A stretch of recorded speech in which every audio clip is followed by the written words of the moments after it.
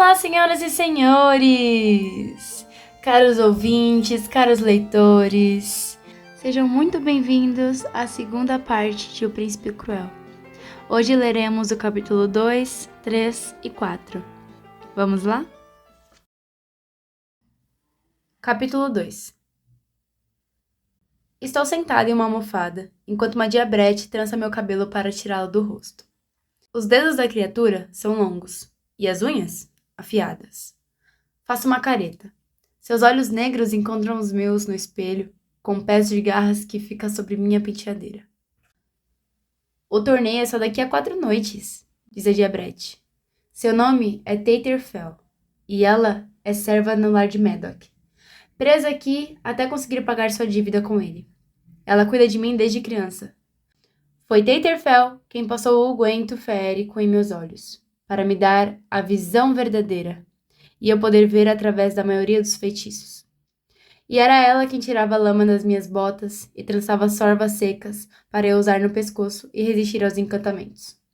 Ela limpava meu nariz molhado e me lembrava de usar as meias do lado avesso para nunca me perder na floresta. E por mais ansiosa que esteja, você não pode fazer a lua se pôr ou nascer mais rápido. Agora, tente trazer Glória para a casa do general, ficando tão linda quanto eu conseguir deixar você. Dá um suspiro.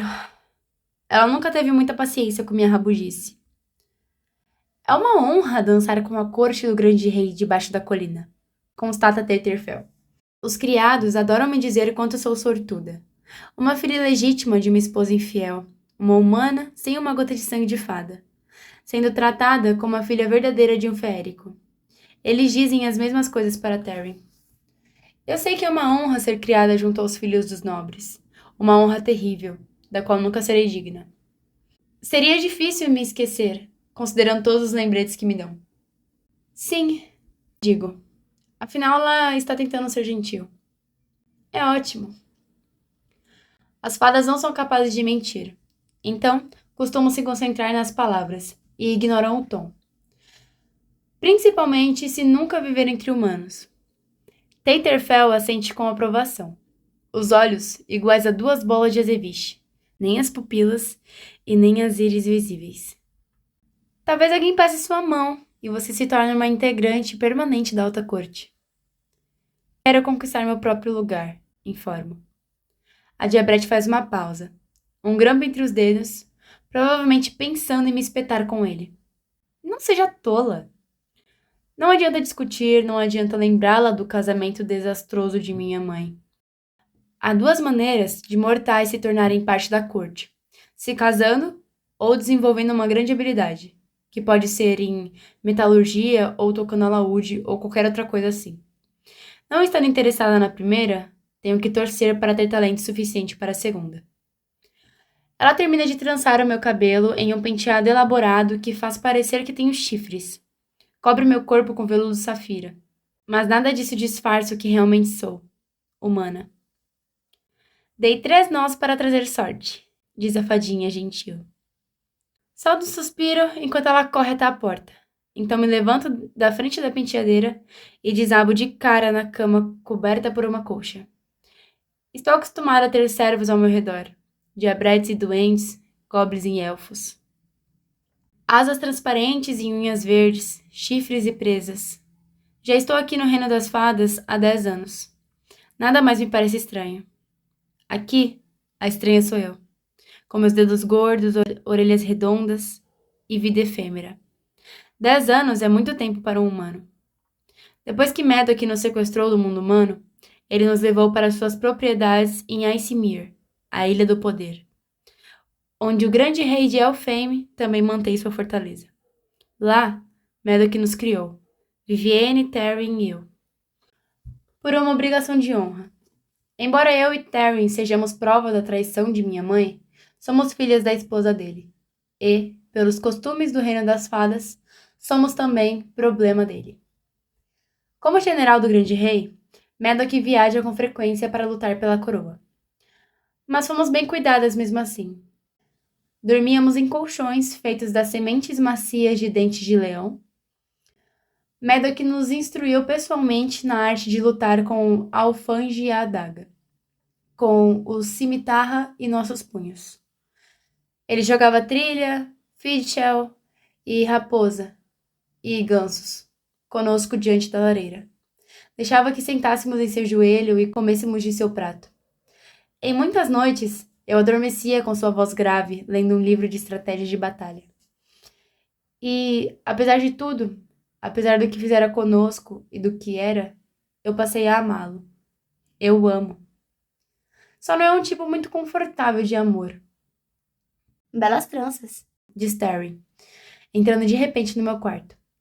Ela está vestida de veludo carmesim. O cabelo está solto, com cachos castanhos e compridos, que voam atrás dela como um véu. Algumas mechas trançadas com fios prateados brilhantes. Ela pula na cama ao meu lado, desarrumando minha pequena pilha de bichos de pelúcia puídos. Um coala, uma cobra e um gato preto. Todos amados pelo meu eu de 7 anos. Não suporto a ideia de me desfazer de nenhuma de minhas relíquias. Eu me sento e me olho atentamente no espelho. Gostei delas. Estou tendo uma premonição, declara Terry, me surpreendendo. Nós vamos nos divertir hoje. Nos divertir? Estava me imaginando em nosso cantinho de sempre, franzindo a testa para pessoas e me perguntando se eu conseguiria me sair bem no torneio, a ponto de impressionar alguém da família real e ganhar o título de cavaleira. Fico agitada só de imaginar, mas mesmo assim penso nisso constantemente. Meu polegar passa pela ponta ausente do meu anelar, meu tique nervoso. Sim, diz ela, me cutucando nas costelas. Ei, ai! Eu me afasto. O que exatamente esse plano envolve? Em geral, quando vamos à corte, nós nos escondemos. Já vimos algumas coisas bem interessantes, mas de longe. Ela joga as mãos para o alto. Como assim? O que diversão envolve? É divertido, horas. Solta uma gargalhada nervosa. Você também não faz ideia, faz? Tudo bem. Vamos ver se você tem o dom da profecia. Nós estamos ficando mais velhas e as coisas estão mudando. Nós estamos mudando. E por mais ansiosa que eu esteja com isso, também estou com medo. Terry sai da minha cama e estica o braço, como se fosse minha acompanhante em uma dança. Eu me permito ser guiada quarta fora, a mão verificando automaticamente se a faca ainda está presa no meu quadril. O interior da casa de Maddock é de gesso branco, com vigas enormes e rudimentares de madeira. As vidraças nas janelas são tingidas de cinza, como se contivessem fumaça encurralada, o que deixa a iluminação meio estranha. Quando Terry e eu chegamos ao fim da escadaria em espiral, flagro Vivi escondida em uma pequena sacada, franzindo a testa para uma revista em quadrinhos roubada do mundo humano. Vivi sorri para mim. Está usando calça jeans e uma blusa leve. Então, obviamente, não pretende ir ao baile. Sendo filha legítima de Maddock, ela não sente qualquer tipo de pressão para agradá-lo. Simplesmente faz o que quer. Inclusive, ler revistas que podem ter grampos de ferro em vez de cola segurando as páginas, sem se importar se seus dedos vão se queimar. Vão a algum lugar? Pergunta ela das sombras, assustando Terry. Vivi sabe perfeitamente bem para onde vamos. Quando chegamos aqui, Terry, Vivi e eu costumávamos nos aconchegar na cama espaçosa de Vivi e conversar sobre o que lembrávamos de nossa casa. Falávamos sobre as comidas que mamãe queimava e sobre a pipoca que papai fazia. Sobre os nomes de nossos vizinhos, o cheiro da casa, de como era a escola, as férias, o gosto da cobertura dos bolos de aniversário. Conversávamos sobre os programas aos quais assistíamos, relembrávamos das histórias e repetíamos os diálogos até nossas lembranças ficarem fracas e irreais. Agora não fazemos mais isso. Nada de aconchegos na cama, nem de recordações. Todas as nossas novas lembranças são daqui. E Vivi só tem um leve interesse por elas. Ela jurou odiar Maddock para sempre, e se manteve fiel à promessa. Quando não estava ocupada pensando em nossa casa, ela era um terror. Quebrava coisas, gritava, berrava e nos beliscava quando estávamos contentes. Chegou uma hora em que parou com isso.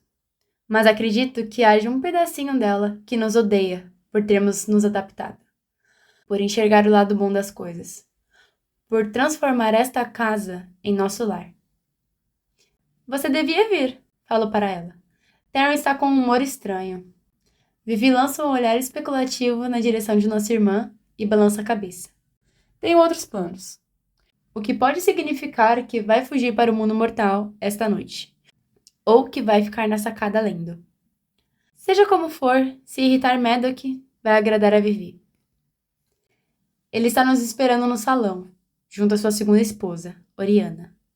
Ela tem a pele num tom azulado de leite desnatado, e os cabelos são brancos, como neve recém-caída. É linda, mas incômoda de olhar, como um espectro. Esta noite, está usando um verde dourado, um vestido de textura musgosa, com uma gola brilhante e elaborada, que destaca o rosado da boca, das orelhas e de seus olhos. Madoc também está usando verde, a cor das florestas. A espada em seu quadril não é um mero ornamento. Lá fora, para além das portas duplas, um duende espera, segurando as rédeas prateadas de 5 garanhões feéricos malhados. As crinas trançadas em nós, intricados e provavelmente mágicos. Penso nos nós em meu cabelo e me pergunto quantos são parecidos. Vocês duas estão bonitas. Diz Madoc para Taryn e para mim. O calor no tom fazendo das palavras um elogio raro. O olhar dele segue até a escada. A irmã de vocês está vindo? Não sei onde Vivi está. Minto. Mentir é tão fácil aqui. Posso mentir o dia todo e jamais ser pega. Ela deve ter se esquecido. O rosto de Madoc exibe decepção, mas não surpresa. Ele segue para fora para dar instruções ao duende que segura as rédeas. Ali perto, vejo um de seus espiões, uma criatura enrugada de nariz semelhante a um nabo e corcunda mais alta do que a própria cabeça. Ela coloca um bilhete na mão de Madoc e sai correndo, com agilidade surpreendente. Oriana nos examina com atenção, como se esperasse encontrar alguma falha. Tomem cuidado hoje, diz. Prometo que não vou comer, beber ou dançar. Já estivemos na corte antes, lembra ela, uma não resposta férica como qualquer outra.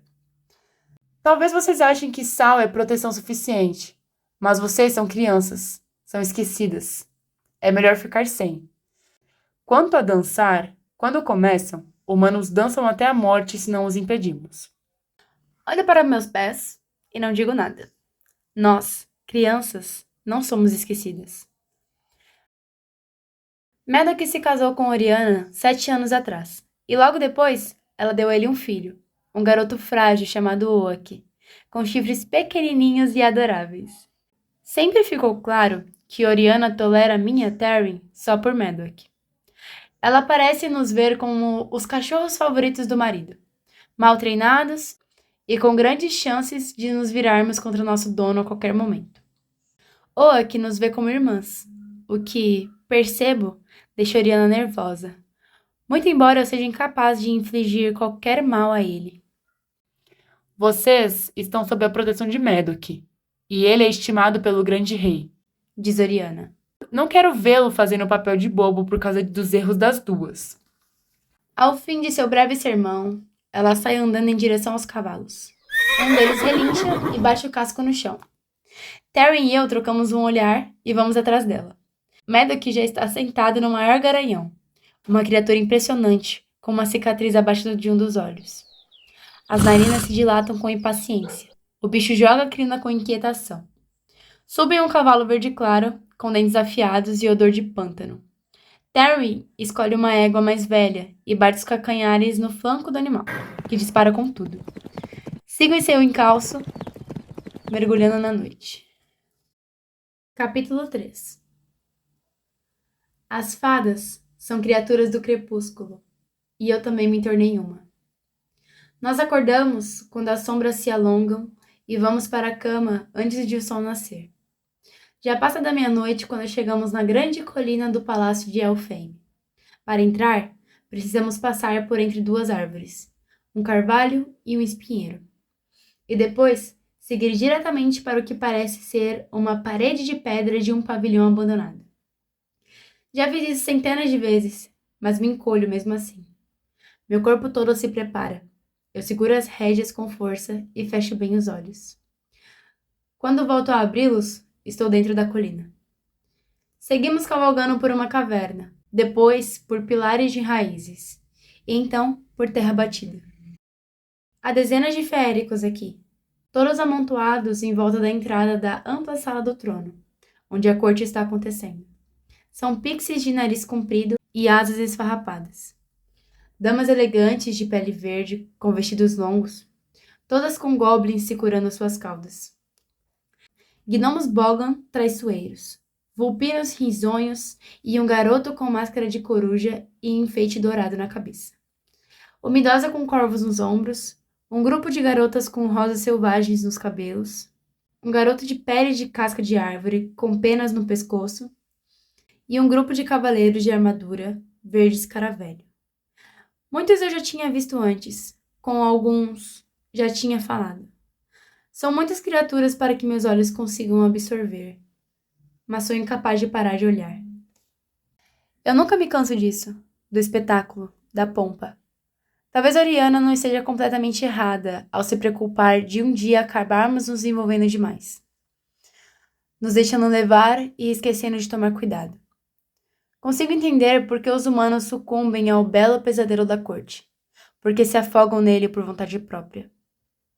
Sei que eu não deveria amar essas coisas na proporção em que amo, principalmente depois de ter sido sequestrada do mundo mortal e de ter testemunhado o assassinato de meus pais. Mas amo mesmo assim. Meddoc desce do cavalo. Oriana e Taryn já desmontaram e entregaram os animais aos cuidadores. É por mim que estão esperando. Meddoc estica os dedos como se fosse me ajudar, mas salto da cela sozinha. Meus sapatinhos de couro batem no chão com um estampido. Espero estar parecendo uma cavaleira aos olhos dele.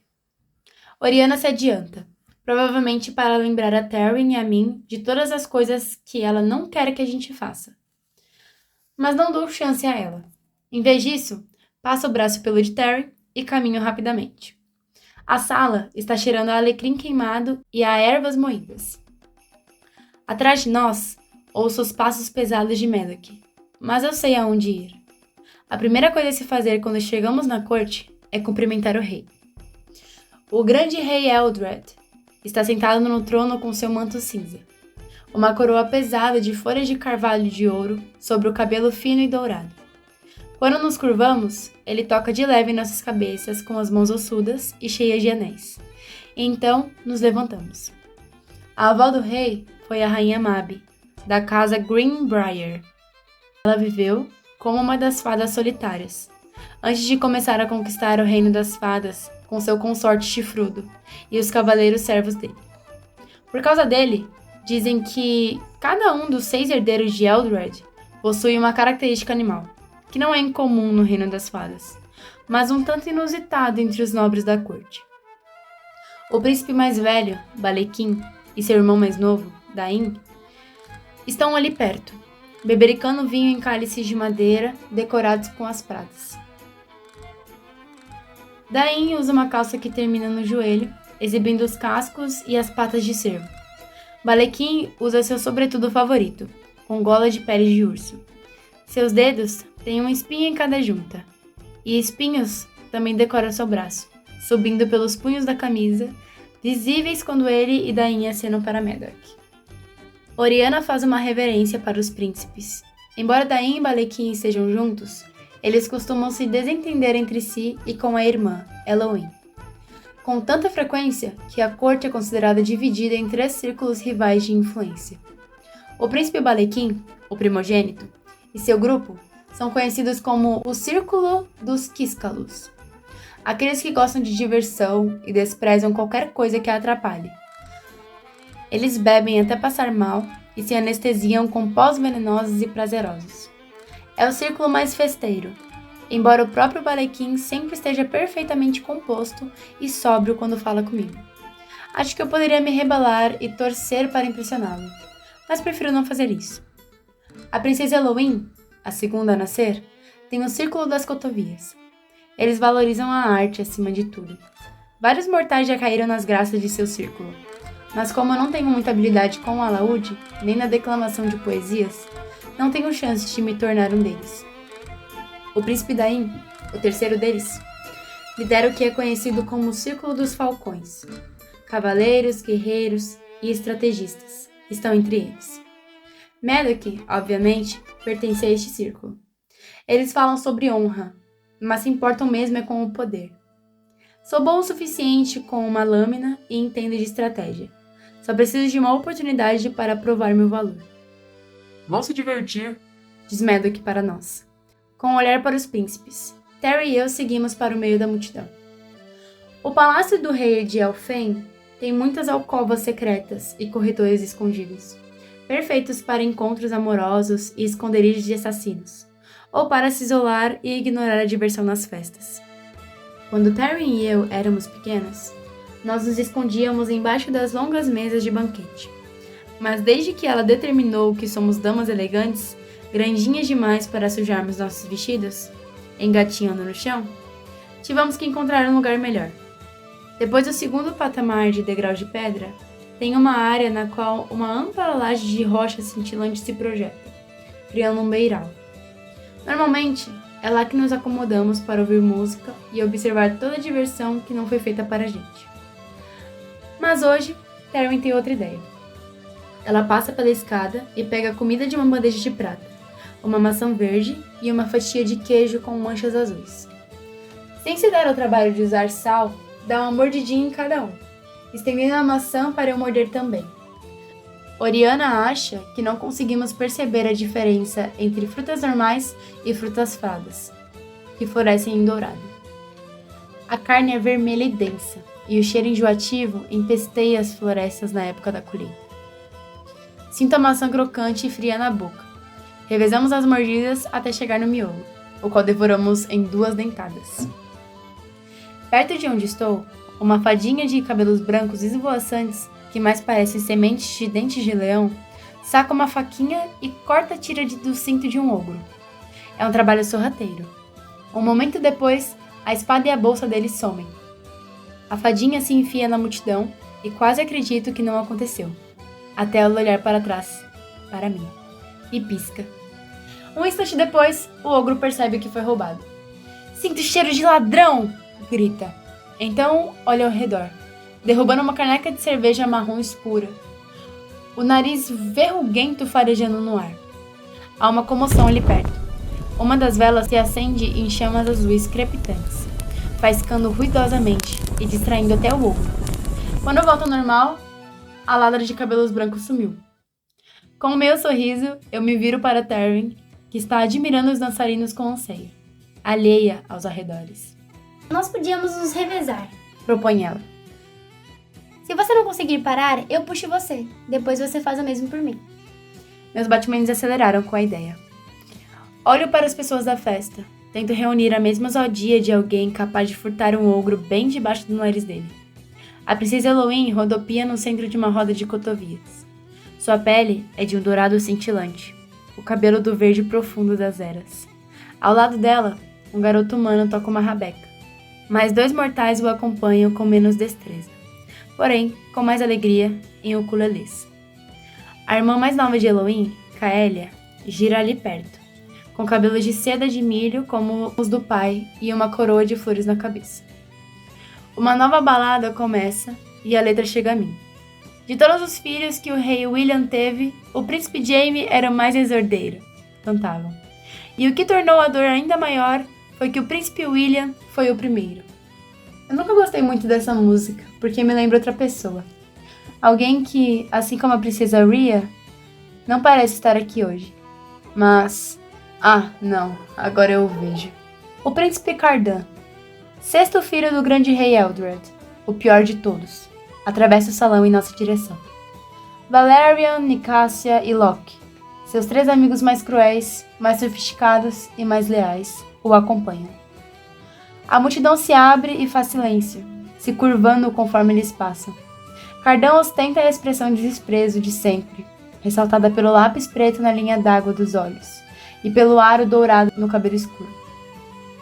Usa um casaco preto comprido com gola alta e elaborada. A peça toda bordada com uma estampa de constelações. Valerian está usando vermelho escuro, 2 rubis cintilando nos punhos. cada um como uma gota de sangue congelado. O cabelo de Nicásia é azul esverdeado, feito mar, coroado com um diadema de pérolas. Uma rede cintilante cobre suas tranças. Loki vem atrás, parecendo entediado. O cabelo da cor exata da pelagem de uma raposa. Eles são ridículos, digo para Terry, que acompanha meu olhar. Não posso negar que também são bonitos, lordes e damas feéricos, assim como nas músicas. Se não tivéssemos aulas com eles, se eu não soubesse por experiência própria a praga que são para quem os desagrada, eu provavelmente seria tão apaixonada por eles quanto todo mundo. Vivi diz que Cardan tem um rabo, Sussurra Terry. Ela viu quando estava nadando no lago com ele e com a princesa Rhea na última noite de lua cheia. Não consigo imaginar Cardan nadando em um lago, pulando na água, molhando pessoas, rindo de qualquer coisa que não seja o sofrimento delas. Rabo? Repito, dando um sorriso incrédulo que desaparece quando me lembro de que Vivi não se deu o trabalho de me contar a história. Muito embora tenha acontecido há vários dias. 3 é uma configuração estranha de irmãs. Sempre tem uma que fica de fora. Com um tufo de pelo na ponta. O rabo fica escondido embaixo das roupas dele e se desenrola feito um chicote. Ela ri, e eu mal consigo entender suas próximas palavras. Vivi disse que queria ter um. Ainda bem que ela não tem. Respondo com firmeza, o que é bobeira. Eu não tenho nada contra rabos. Cardan e seus companheiros agora estão perto demais para falarmos a respeito deles. Encaro meus pés. Apesar de odiar o gesto, apoio um joelho no chão, abaixando a cabeça e trincando os dentes. Ao meu lado, Terry faz algo parecido. Ao nosso redor, todos estão fazendo reverência. Não olhem para nós, penso. Não olhem. Quando Valerian passa, ele segura um dos meus chifres trançados. Os outros seguem pela multidão, enquanto o rapaz me olha com desprezo. Achou que eu não veria você aí? Você e sua irmã se destacam em qualquer multidão. Diz ele, se inclinando mais para perto. Seu hálito está carregado com um cheiro de vinho de mel. Cerro a mão junto ao corpo e fico ciente da proximidade da minha faca. Mesmo assim, não o encaro. Não há nenhuma outra cabeça aqui com um cabelão tão sem graça, nem outro rosto tão comum. Valerian, Chama o príncipe Cardan. Ele já está de cara feia e quando me vê, semicerra ainda mais os olhos. Valerian dá um puxão na minha trança. Faço uma careta, uma fúria inútil crescendo na minha barriga. Ele gargalha e segue em frente. Minha fúria logo se transforma em vergonha. Eu queria ter dado um tapa na mão dele, mesmo que isso piorasse tudo. Terry vê alguma coisa no meu rosto. O que ele disse? Só balança a cabeça. Cardan parou ao lado de um garoto com cabelo comprido, cor de cobre, e um par de pequenas asas de mariposa. Um que não está se curvando para saudá-los. O garoto ri e Cardan avança nele. Num piscar de olhos, os punhos do príncipe acertam o maxilar do garoto, jogando-o longe. Quando ele cai, Cardan agarra uma de suas asas, que se rasga como papel. O grito do garoto é agudo e estridente. Ele se encolhe no chão, o sofrimento evidente em seu rosto. Eu me pergunto se asas de feéricos voltam a crescer. Sei que borboletas que se machucam nunca mais voam. Os cortesãos ao redor olham boquiabertos e dão risadinhas. Mas só por um momento. Logo voltam a atenção para as danças e as músicas, e a festa continua. Eles são assim. Qualquer um que entre no caminho de Cardan é punido violenta e imediatamente. E são proibidos de assistir às aulas ministradas no palácio, às vezes na corte toda, feridos, quebrados. Quando Cardan passa pelo garoto, aparentemente já tenho lhe dado a lição. Eu fico grata por ele ter mais 5 irmãos e irmãs dignos. É praticamente garantido que Cardan nunca se sente no trono. Não quero pensar nele com mais poder do que já tem. Até Nicásia e Valerian trocam um olhar controlado, mas Valerian dá de ombros e segue Cardan. Loki, porém, para ao lado do garoto e se inclina para ajudá-lo a se levantar. Os amigos do garoto se aproximam para levá-lo embora, e naquele momento, num gesto um tanto improvável, Loki ergue o olhar. Os olhos castanhos de raposa encontram os meus e se arregalam de surpresa. Estou imobilizada, meu coração disparado. Preparo-me para mais desprezo, mas então ele sorri e dá uma piscadela. como se reconhecendo que foi pego no flagra, como se estivéssemos compartilhando um segredo, como se ele não me considerasse um ser desprezível, como se não achasse minha mortalidade contagiosa. Pare de olhar para ele, Exige Terry. Você não viu? Começa a explicar, mas ela me interrompe, segura minha mão e me puxa na direção da escadaria, para nosso patamar de rocha cintilante, onde podemos nos esconder. Ela crava as unhas na minha pele. Não dê a eles ainda mais motivos para perturbar você. A intensidade de seu aperto me leva a acariciar as costas da minha mão. As unhas de Terry ficaram marcadas na minha pele. Eu olho para onde Loki estava, mas a multidão já o engoliu. Capítulo 4. Quando amanhece, abro as janelas do meu quarto e deixo o restinho de ar fresco noturno entrar, enquanto tiro meu vestido da corte. Sinto-me totalmente acalorada. Minha pele parece me apertar e meu coração não quer desacelerar. Eu já estive na corte muitas vezes. Já testemunhei coisas muito piores do que asas sendo rasgadas ou insultos direcionados a mim. As fadas geralmente compensam sua incapacidade de mentir com uma panóplia de enganações e crueldades. Palavras distorcidas, pegadinhas, omissões, charadas, escândalos. Isso sem mencionar as vinganças por lapsos antigos e mal lembrados. Tempestades são menos instáveis do que o povo fada. Oceanos, menos inconstantes.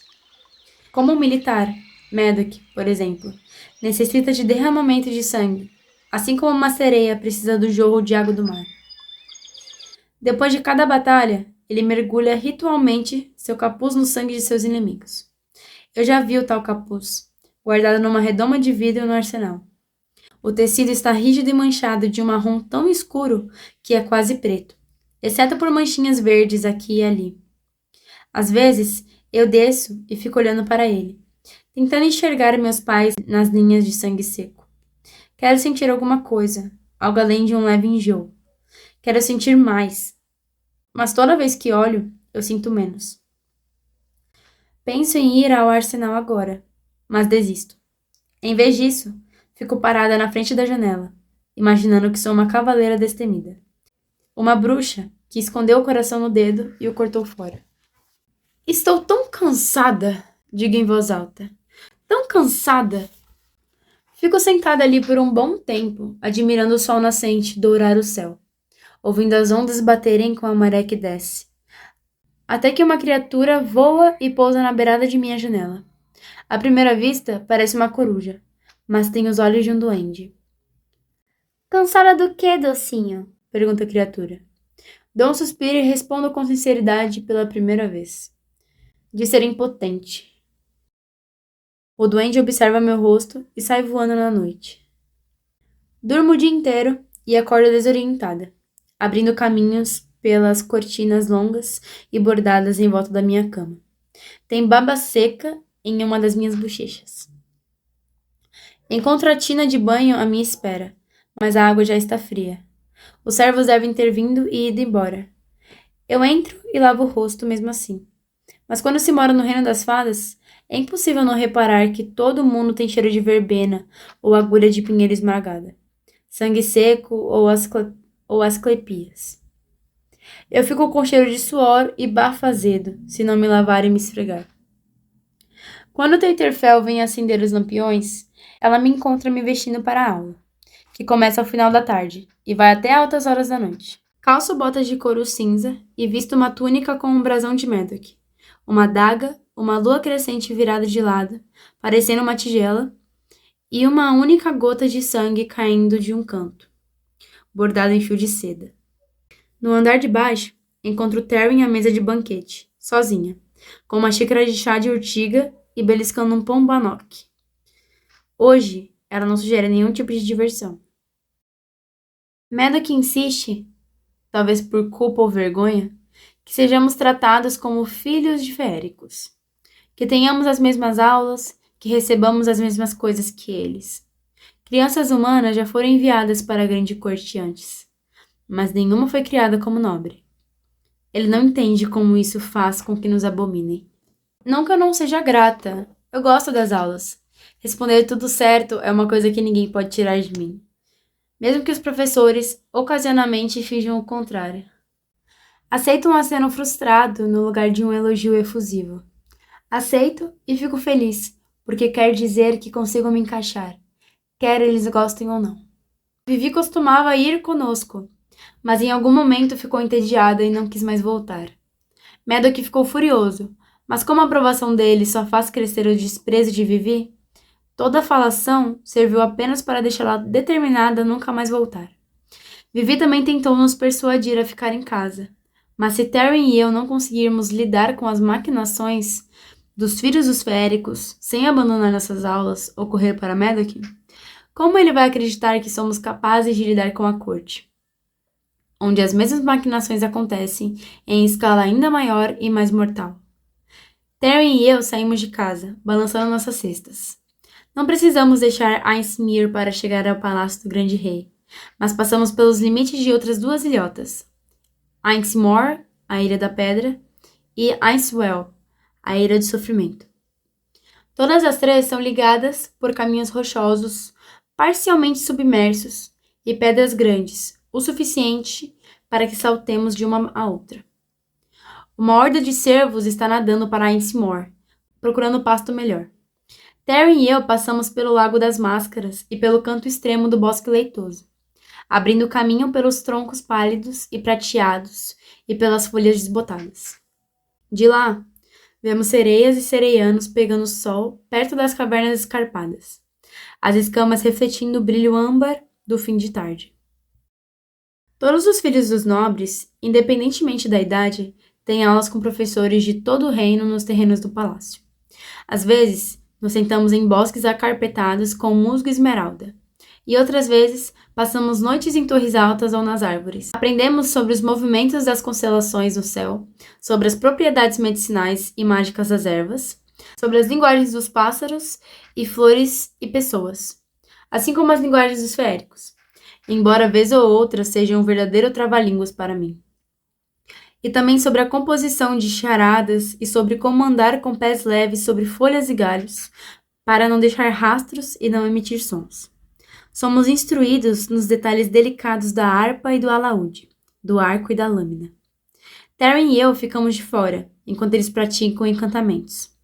No intervalo, brincamos de guerra num campo verdejante com um arco amplo de árvores. Madoc me treinou para ser formidável, até mesmo com uma espada de madeira.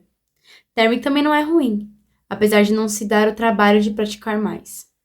No torneio de verão, em poucos dias, nossa guerra de mentira vai acontecer na frente da família real. Com o consentimento de Madoc, um dos príncipes ou princesas poderá escolher me dar o título de cavalaria e me receber em sua guarda pessoal. Seria uma espécie de poder, uma proteção. E, com isso, eu poderia proteger Terry também. Chegamos ao palácio. O príncipe Cardan, Locke, Valerian e Nicásia já estão espalhados pela grama, junto a alguns outros féricos. Uma garota com chifres de cervo, Poesy, está dando risadinhas de alguma coisa que Cardan disse. Eles mal olham para nós quando abrimos nossa toalha e apoiamos pelos nossos cadernos e canetas e potes de tinta. Meu alívio é imenso. A aula de hoje é sobre a paz delicadamente negociada entre Orlag, a rainha submarina, e os vários reis e rainhas féricos da Terra. Nicásia é filha de Orlag, enviada para ser criada na corte do grande rei. Muitas odes foram compostas apenas para a beleza da rainha Orlag, porque se ela for minimamente parecida com a filha, as odes com certeza não foram dedicadas à sua personalidade. Nicásia é do tipo que se gaba durante a aula, orgulhosa de sua herança. Quando o professor passa a falar sobre Lord Ray-Ban da corte dos cupins, eu perco o interesse. Meus pensamentos divagam. Eu me flagro pensando em combinações. Golpear, estocar, esquivar, bloquear. Seguro a caneta como se fosse o cabo de uma espada e me esqueço de tomar nota. Quando o sol desce no céu, Terry e eu abrimos nossas cestas trazidas de casa. E tiramos pão, manteiga, queijos e ameixas. Passo manteiga em um pedaço de pão, faminta. Cardan passa por nós e chuta a terra na minha comida, antes que eu possa botá-la na boca. Os outros féricos riem. Olho para cima e flagro-o me observando com um prazer cruel. feito uma ave de rapina, tentando decidir se deve se dar o trabalho de devorar um camundongo. Ele está usando uma túnica de gola alta bordada com espinhos, os dedos carregados de anéis. A expressão de desprezo é bem treinada. Trinco os dentes. Digo para mim mesma que se deixar as provocações passarem em branco, ele vai perder o interesse. Ele vai embora. Consigo aguentar isso mais um pouco, mais alguns dias. Algum problema? Pergunta Nicásia docemente, se aproximando e passando o braço pelo ombro de Cardan. É só a terra. É de onde você veio, mortal. Para onde vai voltar em breve. Dê uma mordida. Me obrigue. Desafio antes que consiga me segurar. Não é a resposta mais incrível, mas as palmas das minhas mãos começam a suar. Taryn parece assustada. Eu poderia, sabe? Diz Cardan, sorrindo como se nada fosse agradá-lo mais. Meu coração dispara. Se eu não estivesse usando meu cordão de sorvas, ele poderia me enfeitiçar para que eu achasse que a terra era algum tipo de iguaria. Apenas a posição de medo que lhe daria motivo para hesitar. Não mexo um músculo, não toco no cordão escondido embaixo do corpete da túnica. Aquele que eu espero que impeça qualquer feitiçaria de funcionar. Aquele cuja existência espero que Cardan não descubra e arranque do meu pescoço. Olho na direção do professor, mas o Puka idoso está com o nariz enfiado em um livro. Como Cardan é príncipe, é mais do que provável que jamais tenha sofrido uma repreensão sequer antes. Eu nunca sei até que ponto ele vai, e nunca sei até onde os professores permitirão que ele vá. Você não quer isso, quer? Pergunta Valéria, com solidariedade fingida, enquanto chuta mais terra em nossa comida. Eu nem o vi se aproximar. Certa vez, Valéria roubou uma caneta de prata minha, e Medo que a substituiu por outra cravejada de rubis, que tirou da sua própria escrivaninha. Isso deixou Valerian em um estado de fúria tão grande que ele golpeou minha cabeça com sua espada de madeira durante o treino. E se prometermos ser legais com vocês durante a tarde inteira, se comerem tudo que tem nas cestas? O sorriso dele é largo e falso. Vocês não nos querem como amigos? Taryn olha para o colo. Não, tenho vontade de dizer. Nós não queremos vocês como amigos. Não respondo, mas também não abaixo o olhar. Então encaro Cardan. Não tem nada que eu possa dizer que vá fazê-los parar, e eu sei disso. Não tenho nenhum poder aqui. Mas hoje, parece que não consigo sufocar a raiva diante da minha própria impotência. Nicásia arranca um grampo do meu cabelo, fazendo uma das tranças cair no meu pescoço. Tento bater em sua mão, mas ela é mais rápida do que eu. O que é isso? Ela está segurando o grampo dourado, com filigranas de bagas de piuriteiro na ponta. Achou que isso deixaria você bonita? Achou que ficaria parecida com a gente? Mordo a bochecha por dentro. Claro que quero ser como eles. Eles são lindos como lâminas forjadas em fogo divino. Vão viver para sempre. O cabelo de Valerian brilha como ouro polido. Os braços e pernas de Nicásia são compridos e bem definidos. A boca é rosada como um coral, e os cabelos são do tom da parte mais profunda e gélida do mar. Loki com seus olhos de raposa, parado em silêncio atrás de Valerian. A expressão controlada, para exibir uma indiferença cuidadosa. Tem o queixo tão pontudo quanto a ponta das orelhas. E Cardan é ainda mais bonito que o restante, com cabelos negros resplandecentes como a asa de um corvo, e as maçãs do rosto angulosas, o suficiente para partir o coração de uma garota. Eu o odeio mais do que a todos os outros. Eu o odeio tanto que, às vezes, quando olho para ele, mal consigo respirar. Você nunca se igualará a nós, Afirma Nicásia. Claro que não vou. Ah, parem com isso. Diz Loki com uma gargalhada displicente, a mão contornando a cintura de Nicásia. Vamos deixá-las nas infelicidades delas. Jude lamenta. Diz Taryn rapidamente. Nós duas lamentamos. Ela pode nos mostrar quanto lamenta. Diz Cardan. Diga a ela que o torneio de verão não é seu lugar. Está com medo de que eu vença? Pergunto. O que não é muito inteligente. Não é para mortais. Informa ele, a voz gelada. Desista, ou você vai desejar ter desistido. Eu abro a boca, mas Terry fala antes que eu possa me manifestar. Vou conversar com ela sobre isso. Não é nada, é só um jogo. Nicásia abre um sorriso magnânimo para minha irmã. Valerian olha com malícia para Taryn, os olhos acompanhando suas curvas. Não passa de um jogo. O olhar de Cardan encontra o meu, e sei que ele ainda não acabou, nem de longe. Por que você o desafiou daquele jeito? Pergunta Taryn assim que os 4 voltam para sua alegre refeição, toda aposta para eles. Responder aquilo foi burrice. Meu Brick, está com medo de que eu vença? Eu sei, respondo. Vou calar a boca. É que fiquei com raiva, Você devia ficar com medo. aconselha ela. E então, balançando a cabeça, guarda nossa comida destruída. Meu estômago ronca e tenta ignorar. Eles querem que eu tenha medo, sei disso. Durante a simulação de guerra do dia, Valerian me faz tropeçar e Cardan fala coisas horríveis ao meu ouvido. Vou para casa cheia de hematomas causados por chutes e quedas. O que eles não sabem é que sim, eles me dão medo. Mas eu sempre senti medo, desde o dia em que cheguei aqui. Fui criada pelo homem que assassinou meus pais. Cresci em uma terra de monstros. Convivo com este medo. Deixo que se assente nos meus ossos e o ignoro. Se não fingisse que não tenho medo, eu me esconderia embaixo do edredom de penas de coruja, na casa de Medoc para sempre.